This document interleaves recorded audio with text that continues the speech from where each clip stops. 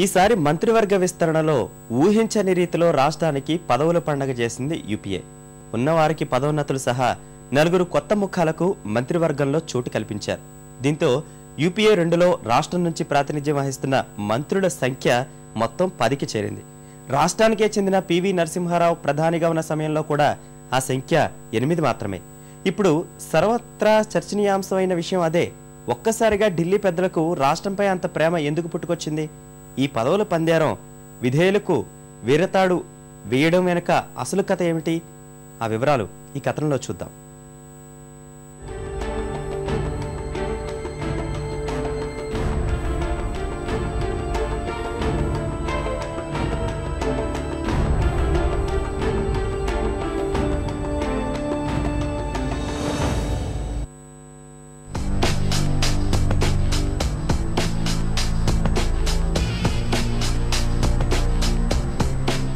సంక్షిప్తంగా చెప్పాలంటే ఆంధ్రప్రదేశ్పై కాంగ్రెస్ అనుసరిస్తున్న వ్యూహం ఇది.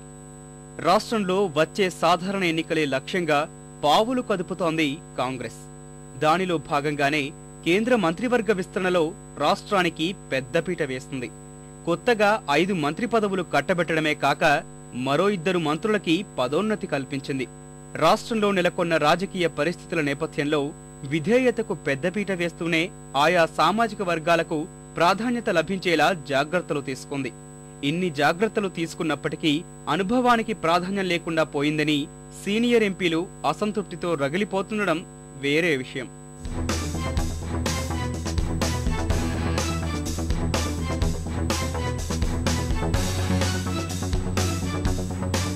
వరుసగా 2 సాధారణ ఎన్నికల్లోనూ రాష్ట్రం నుంచి కాంగ్రెస్ పార్టీకి పెద్ద సంఖ్యలో లోక్సభ సభ్యులు ఎన్నికయ్యారు.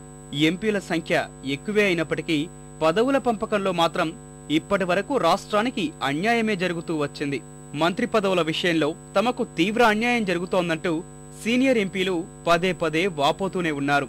అయితే తాజా విస్తరణలో మాత్రం కాంగ్రెస్ అధిష్టానం రాష్ట్రానికి ఎవరూ ఊహించినంతగా పెద్దపీట వేసింది. ఏకంగా 5గురికి కొత్తగా కేంద్ర మంత్రివర్గంలో చోటు కల్పించింది. రాష్ట్రం నుంచి ఇప్పటికే కేంద్ర కేబినెట్లో 5గురు మంత్రులుగా ఉన్నారు. వీరిలో జైపాల్ రెడ్డి, కిషోర్ చంద్రదేవ్ కేబినెట్ హోదాలో ఉండగా పురంధరేశ్వరి, పనబాక లక్ష్మి, పల్లన్ రాజు సహాయ మంత్రులుగా కొనసాగుతున్నారు.